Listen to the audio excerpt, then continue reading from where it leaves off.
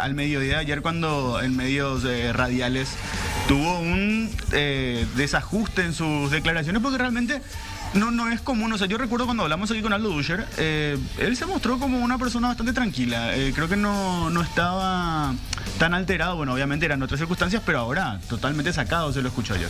¿Qué dijo Duscher? No sé si ustedes quieren que le vaya bien a la selección. En el poco tiempo que estoy me doy cuenta de todo. Ojalá me llamen después del partido. Si nos va bien, no se escondan después. Y va, no llegó el partido. Me parece muy conocida esas declaraciones de un ex entrenador también de la selección paraguaya que había dicho en su momento. Daniel Garnero. Sí. Es que todo lo de Duscher se parece a lo de Garnero, desde las declaraciones hasta la forma en la que juega su equipo. Porque también es un equipo que tiene la pelota, que no hace nada con la pelota, que la maneja lateralmente y que otra vez se queja después cuando se le critica. Y que es goleado. Y aparte.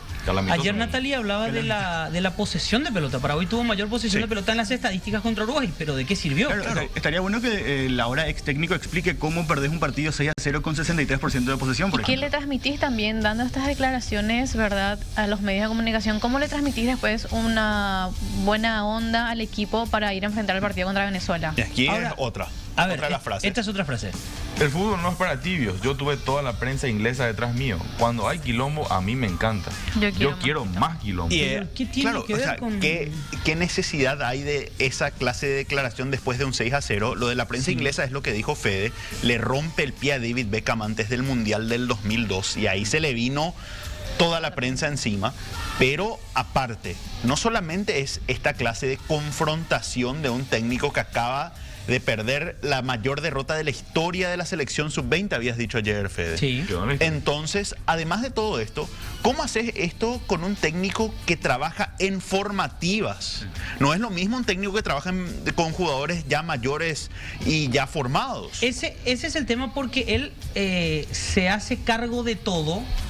Pero ¿qué pasa? Hay un partido que se va a jugar hoy. Sí. Entonces él dice, a mí me gusta el quilombo. Esa fue la frase que utilizó. Sí, frase textual, Entonces, ¿no? a mí me gusta el quilombo, dice él.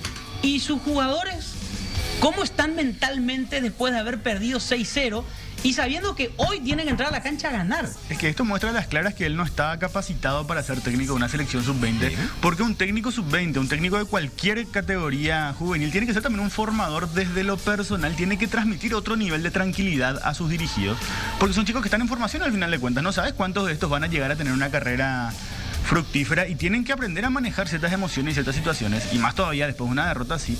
El técnico de la cabeza tiene que venir la tranquilidad para los muchachos, Claro. pero si el técnico se muestra así, ¿qué podés esperar después del equipo? Y ya con la destitución, esto decía Aolé. Aquí, por ejemplo, agrego un punto.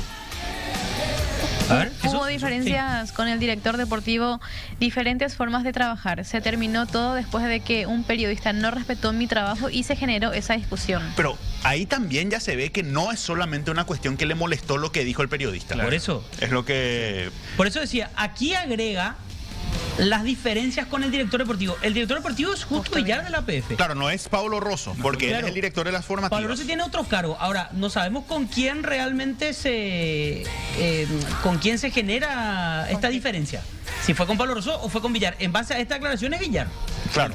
Porque dice director deportivo. Es ¿no? Villar, Claro, pero no sé si se mezclan también ahí los tantos, Por eso, porque capaz por eso. sea otro cargo, pero alguien de la APF que estaba encargado de la organización no tenía la misma visión que Duscher. Bueno, aquí vamos a algunos puntos.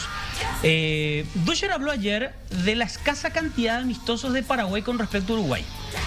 Habló de un equipo con el que recién pudo trabajar a mediados de diciembre. Ese siempre fue un problema de la sub-20. Hace años es un problema de la sub-20. Pero no solo de Paraguay, de todas las otras selecciones. O sea, me parece que Duscher también tuvo que haber entendido que por más que sea técnico de una categoría formativa, es un seleccionador, no hay mucho tiempo para trabajar. Aparte, trajo a 6 jugadores de Argentina. No había forma de trabajar con esos jugadores antes de diciembre. Si él tenía pensado hacer una convocatoria incluyendo a muchos jugadores del exterior, iba a ser de cualquier forma, no iba a poder hacer ese trabajo largo de preparación. Y también la selección sub-20, hay que decirlo, no es la prioridad de muchos jugadores durante el año. La prioridad es su club, es donde están jugando. Y si tienen tiempo van a practicar con la sub-20. Aparte teniendo a varios que ya están en primera división también acá. O sea, es muy difícil pretender que los jugadores estén, digamos, ya predispuestos como para empezar a trabajar mucho antes de lo que pretendía seguramente Alducher. Y otra cosa, como mencionaba Fede, si es que sos un seleccionador, vos tenés que saber a qué jugadores tenés que traer con el tiempo que tenés, más todavía aprovechando que tenés ahora y jugadores que ya están en primera. O sea, es absurdo lo que dice el tema de la preparación. Pero sí puede ser que una preparación que vaya más allá de los meses previos, sino de toda una camada de prepararlos para un sub-20. Pero eso, además de su trabajo, sí es una crítica que podría ser válida para el trabajo de la APF con toda la camada, de cómo se trabaja y cómo se lleva adelante el proceso. El que se tiene que hacer cargo de esto, me parece, y debería salir a hablar, no sé si en este momento o lo va a hacer más adelante, es Elvio Pablo Rosso. Porque Pablo Rosso fue quien lo trae a Duscher. ¿Y con qué pergaminos lo trae a Duscher? Yo recuerdo que aquí en la mesa de entretiempo, cuando lo presentan, hablamos sobre él. Un técnico que no tenía mucho currículum para ser entrenador de una selección nacional sub-20. ¿Qué pasa? Hizo carrera, jugó con Peckerman, campeón del mundo en el 97. Malasia. Jugó en Europa mucho tiempo, realizó cursos, se formó, perfecto. El mismo Pablo Rosso dice, me crucé con él una vez en Europa, empezamos a hablar, de ahí quedó el contacto. Ahora, ¿cuál fue su currículum como para llegar a dirigir una selección paraguaya sub-20?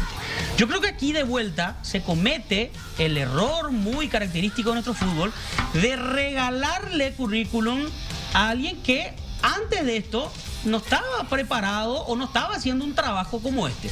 Y aquí también se da lo que ya pasó en otros casos. Duscher va a seguir haciendo carrera, va a dirigir en algún lado, alguna selección, algún club, algo va a hacer. Y nosotros nos quedamos con este problema grave. Ojalá podamos reencauzarlo, pero hoy estamos fuera de vuelta de un Mundial Sub-20. Pero aparte, de cualquier forma, la reacción del técnico cuando el equipo todavía tenía chances de clasificar. Ahí está. ¿Cómo vos salís a atacar siendo que tenés 2 partidos y podés clasificar? Porque hablamos de lo que pasó en los Juegos Olímpicos. Paraguay pierde 4-0 el primer partido. Podía ser una goleada que podría dejarte fuera de todo. Pero a partir de ahí recupera su nivel y puede pasar de ronda. Ahora todavía, hoy tiene el partido con Venezuela, después tiene el partido con Chile, y el técnico sale a hablar y tirar todo al ventilador. Para mí, yo estoy de acuerdo con esa teoría que para mí quería hacerse echar. Sí. Porque si no, ¿por qué hablaría un técnico después de un 6-0? O se quiso hacer el guapo. Porque, claro, porque las declaraciones diciendo, háblenme después del partido, a ver los resultados. O hablen preguntas positivas, incluso tiro. Esa sí es más garnerística, la frase imposible. Pero ¿de qué le sirvió? Sí, claro. Pero ¿de qué le sirvió? A eso vamos. O sea, él habló también del famoso pensamiento que mucha gente que está en el mundo del fútbol cree, no sé en base a qué, pero muchos creen que hasta los periodistas queremos que le vaya mal a la selección, a cualquier selección, ¿verdad? Porque eso va a generar conflicto y compañía. Eso es falso, pero mucha gente cree eso. Entonces, ¿Por qué convendría que Paraguay quede fuera de un mundial? Yo creo que a todos nos conviene que a Paraguay le vaya bien en todas las categorías, a vida y por haber. Ahí entra la frase de Lieberman, quiero que le vaya bien porque si no pierdo guita. Así de simple eso. Sí, claro, sí, tenés que ir hasta cuestión de interés si vamos por ese lado. Pero más allá de lo que es la selección, y aparte, ¿qué técnico espera preguntas positivas después de un 6-0? Claro que va a recibir críticas y ataques furibundos después de una derrota histórica. De hecho, ¿qué es lo positivo? Claro. Y después, ¿qué mostró Paraguay para rescatar? Después él se mete con aquello de no fuiste nunca a un entrenamiento, no sabes cómo es el día a día. Pero eso son cuestiones de cada entrenador. Claro, yo creo que él cuando toma el cargo también sabía las deficiencias de APF en cuanto al trabajo de formativas. Es que él se desliga de la responsabilidad con estas declaraciones. Totalmente. Él quiere echarle el fardo a cualquiera menos a él, y me parece que lo primero que tendría que haber ocurrido es un mea culpa de parte de él. Y lo que mencionaba Fede, el tema del currículum. Él debutó en 2014, fue técnico del Club Belgrano de Esquel de su ciudad en Chubut, en el Federal B de Argentina. Después de eso realizó observaciones de entrenamientos en Europa, pero recién en 2020 forma parte del cuerpo técnico juvenil del Deportivo La Coruña. Cuando ya el Deportivo La Coruña no es el equipo del que él fue parte en su momento. Equipo de tercera división llegó a ser. Claro, no tiene méritos para dirigir una selección nacional. Es muy poco pergamino para ser técnico de una sub-20. Ese es el punto, porque por ejemplo, Ulesic dirige una sub-15. Bueno, hoy no podemos decir nada porque salió campeón. Claro. Pero previamente, Ulesic por lo menos pasó por el fútbol paraguayo. Sí. Jugó en Olimpia, jugó en Cerro Porteño, fue parte del cuerpo técnico de Berizzo. ¿Le fue mal? Sí, le fue mal. Pero conoce la estructura de la APF, se dio cuenta seguramente de algunos detalles y a partir de allí él comienza a trabajar con una selección en esta categoría. El otro punto que quiero agregar es, ¿recuerdan ustedes que nos llamó la atención en su momento la designación de Diego Gavilán como su asistente técnico? Sí, cuando él es nombrado. Dusher entrenador, Diego Gavilán, meses después de haber dirigido la primera de Cerro Porteño, va como asistente técnico de una selección sub-20. ¿Cuánto duró Gavilán? Ni 2 meses, creo que no. Uno o 2 meses como máximo. Y ya renunció por diferencias. Supuestamente él había dicho una cuestión personal. Pero claramente Seguramente eran diferencias con el cuerpo técnico que estaba trabajando con Dusher. Bueno, entonces esas son cuestiones llamativas que se dieron. Dusher fue presentado en mayo del año pasado. No hablamos de un técnico que vino hace 2 meses. Por eso es que no hay excusas para este proceso. O sea, si Paraguay fracasa, si Paraguay no llega al Mundial, va a ser un fracaso rotundo, un fracaso con letras mayúsculas. No le busquemos la vuelta. Se designó un técnico, se trabajó con tiempo y así nos va. Con el equipo que tiene también me parece que no se justifica este nivel que tiene la selección en estos primeros 2 partidos. Además, bueno, ese es un tema ya más profundo, en otro momento lo vamos a debatir. Pero de vuelta estamos con aquello del reglamento sub-20 que, insisto, para los fines reales de una selección nacional, para mí no sirve de nada. No, absolutamente. Después nos van a decir, no, pero apareció fulano, pero esos jugadores fueron transferidos.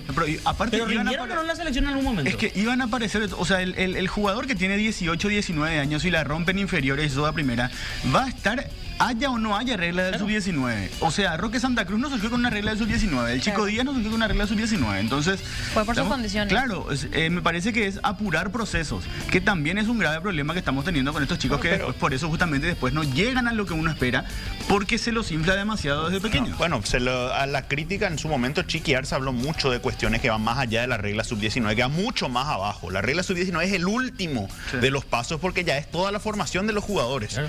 Va en lo que es ya una discusión mucho más profunda que va a tomar 20 programas, pero en este caso en específico, primero, tenemos a un técnico que primero se decide echarlo. Tenemos otro papelón en la sub-20. Me hace acordar a Ernesto Mastrangelo, que Paraguay perdió con el Viento en el 2007, por ejemplo.